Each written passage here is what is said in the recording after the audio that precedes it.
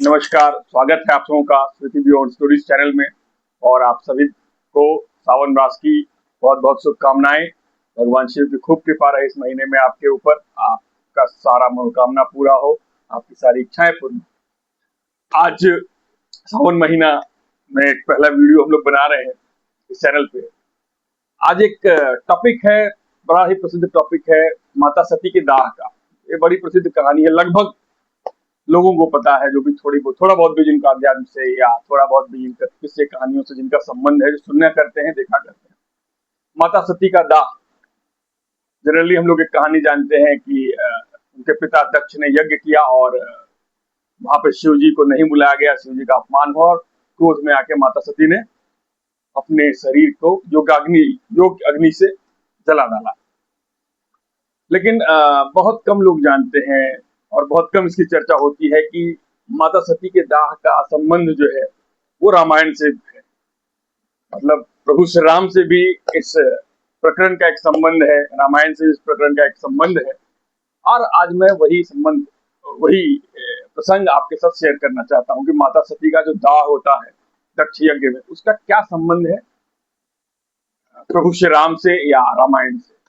तो क्या होता है कि त्रेता में जब ये रामायण भगवान राम का अवतार हो गया था और प्रभु श्री राम वन गमन कर गए थे, उसी समय में भगवान शिव और माता सती जो हैं, उनका आगमन पृथ्वी पर होता है।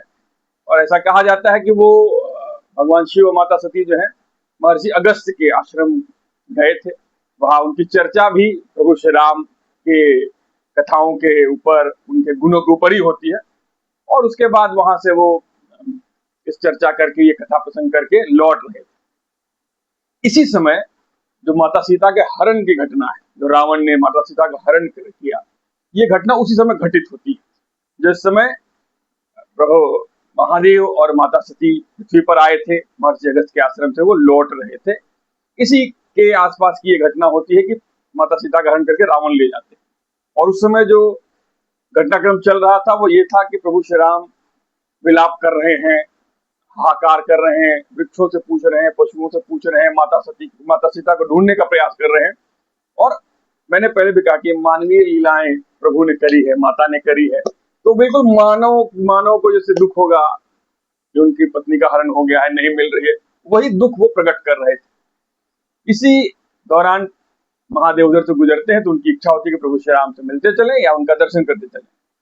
तो उनकी दृष्टि प्रभु श्री राम पे पड़ती है और वो घटनाक्रम चल रहा था कि प्रभु श्री राम जो है विलाप कर रहे हैं, माता सीता की खोज कर रहे हैं। तो महादेव जो है उनको प्रणाम करते हैं दूर से ही प्रभु श्री राम को।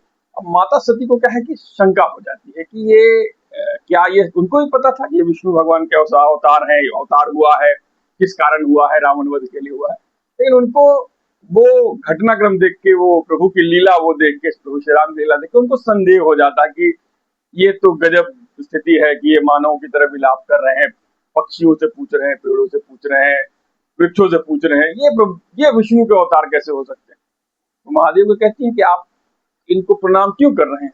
महादेव ने कहा कि प्रभु श्री राम यही है, यही विष्णु भगवान के अवतार है। माता ने कहा कि मुझे संदेह है कि ये भगवान विष्णु के अवतार नहीं हो सकते, होते तो वो तो सर्वव्यापी हैं, सर्वज्ञाता है, वैसे कैसे कर रहे होते। तो वही बोलते हैं माया। माता सती पे भी वो माया व्याप गई, उनको संदेह हो गया, शंका हो गई कि ये मानव है, ये प्रभु के अंश नहीं। तो भगवान शिव ने कहा कि नहीं, तुम इस बात को मानो, ये प्रभु श्री राम है, यही विष्णु के अवतार है। लेकिन माता को विश्वास नहीं होता है। तो वो बोलते कि नहीं, मैं परीक्षा करके देखूंगी, वाकई ये विष्णु भगवान के अवतार है, वही प्रभु श्री राम है जिनकी चर्चा हम महर्षि अगस्त्य के आश्रम में कर रहे थे, या ये मानव है। हालांकि महादेव समझ गए थे कि अब कुछ न कुछ अनहोनी घटित होगी, कुछ ऐसा घटित होगा। और तो उन्होंने उनको समझाने का प्रयास किया, लेकिन माता नहीं मानी। तो उन्होंने उनको अनुमति दे दी कि जाओ, अच्छा आप परीक्षा करके देख लो। माता सती जो है जाती हैं जहां ये घटनाक्रम चल रहा होता है। तो श्री राम और लक्ष्मण भैया दोनों माता को ढूंढ रहे होते हैं, विलाप कर रहे होते हैं। तो माता सती ने क्या किया कि सीता माता का रूप ले लिया और सीता माता का रूप बना के वो प्रभु श्री राम के सामने खड़ी हो गई। और जैसे ही प्रभु श्री राम की दृष्टि उनके ऊपर पड़ी तो जैसे जनरली लगेगा कि उनको भ्रम होना चाहिए या उनको सीता समझना चाहिए, तो तुरंत ही प्रभु श्री राम ने माता सती जो कि सीता के रूप में थी उनको हाथ जोड़ा और प्रणाम किया और कहा, माता आप यहाँ कैसे और आप अकेली क्यों है, महादेव कहाँ है। जैसे ही प्रभु श्री राम ने ये माता को कहा, वैसे ही सती माता को पता चल गया कि मुझसे बहुत बड़ी भूल हो गई, मेरी शंका जो है बहुत भारी पड़ने वाली है। तो तुरंत वो वहां से लौट जाती है और लौटते वक्त प्रभु श्री राम समझ गए थे कि इनके शंका का निवारण करना बहुत जरूरी है, तो उन्होंने एक और माया रची।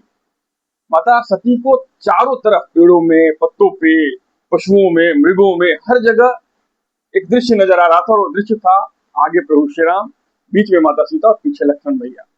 उनको चारों तरफ यही नजर आ रहा था, तो वो भयभीत भी हो गई, लज्जित भी हुई और उनको बड़ा पश्चाताप भी हुआ कि मैंने ये क्या किया।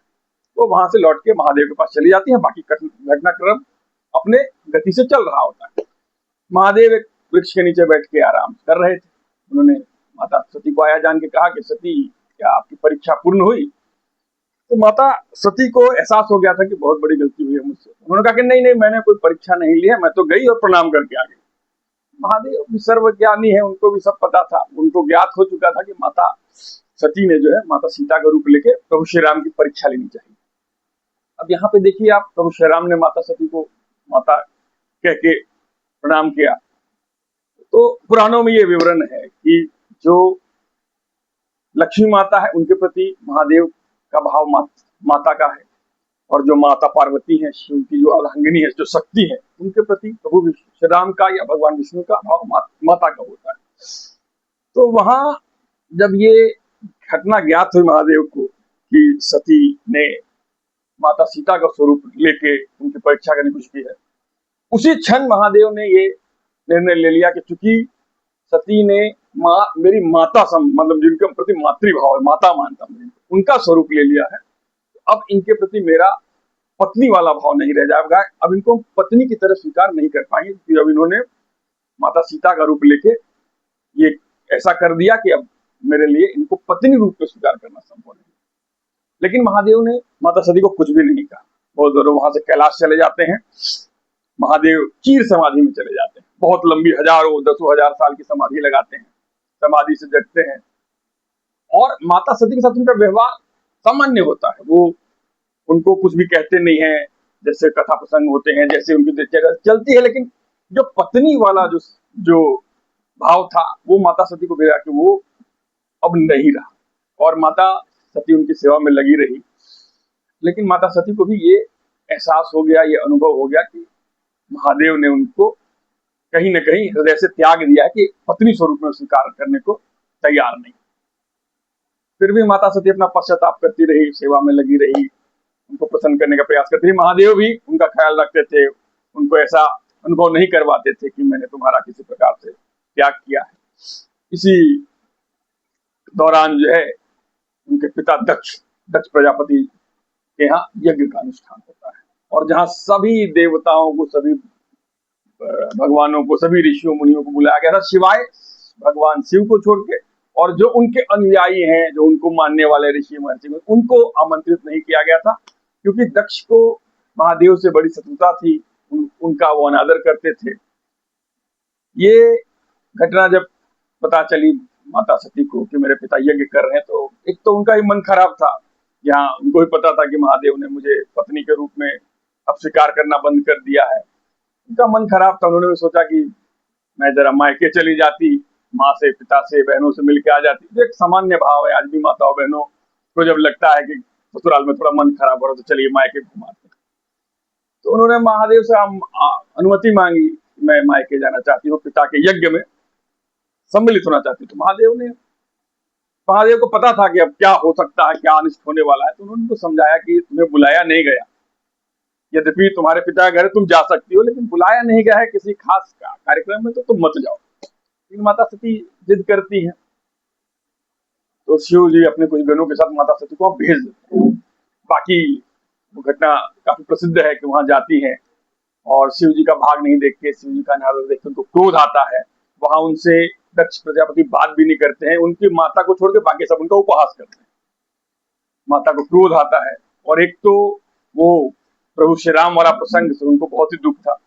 ऊपर से उनको वहां यह अनुभव होता है कि मैं इस दक्ष प्रजापति से ही मेरा जन्म हुआ है, मेरा शरीर इन्हीं से है, और ये मेरे पति का ऐसा अनादर करते। एक तो मुझसे वो घोर अपराध हुआ, ऊपर से ये हमारे पिता, इनका भी प्रभाव मेरे पति के प्रति ऐसा है। तो उन्होंने क्रोध में जो है योगाग्नि से अपने शरीर का दाह यज्ञ में कर दिया, और श्राप भी दिया दक्ष को, जो काफी प्रसिद्ध है कि उनका यज्ञ भंग हो जाएगा, उनका वध हो जाएगा। और यहाँ के बाद माता सती का वो शरीर जो है छूट जाता है। इसके पीछे जो मूल रहस्य है यही है कि माता सती को वो शरीर भी अपना छोड़ देना था, जिसके प्रति महादेव ने ये मान लिया था कि चूंकि ये शरीर ने मातृभाव ले लिया माता सीता के रूप, तो मैं इनको पत्नी के रूप में स्वीकार नहीं करूंगा। इसके बाद माता सती ही जो है हिमवान के यहाँ अगले जन्म में पार्वती के रूप में जन्म लेती हैं, और बहुत कठिन तपस्या करके महादेव को पति के रूप में प्राप्त करती। तो ये एक बड़ा कम चर्चित विषय है रामायण, जिसका संबंध रामायण से है। माता सती का जो दाह होता है, क्यों होता है, कैसे होता है। तो मुझे उम्मीद है ये प्रसंग आपको पसंद आया होगा। आप समूह का ये सावन मास बड़ा मंगलमय हो। मिलते हैं अगले वीडियो में। धन्यवाद।